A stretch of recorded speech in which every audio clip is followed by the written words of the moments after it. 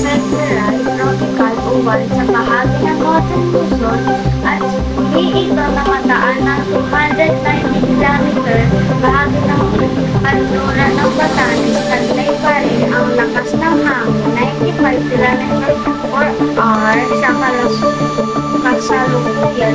Kilos na ito ng Pangasilangan dahil dito inaasahan pa rin ang pagbuksol ng hangin at ulan sa malaking bahagi ng Ilocos Norte, Batanes at Cagayan Island.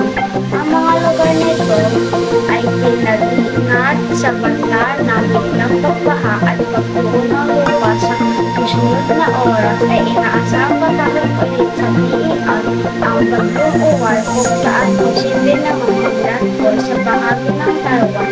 Wala na rin ito mag-apekto sa ating bansa sa mga susunod na araw. Asahan ba rin ang kaulap na kalamitan at kalat-kalat na pag-ulan sa CER at Metro Manila.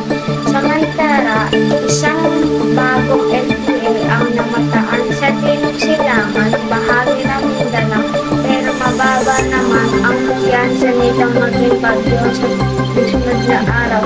Yan muna ang latest sa lagay ng panahon. Ako si Juliana de Garcia, nagbabalita, ulat panahon.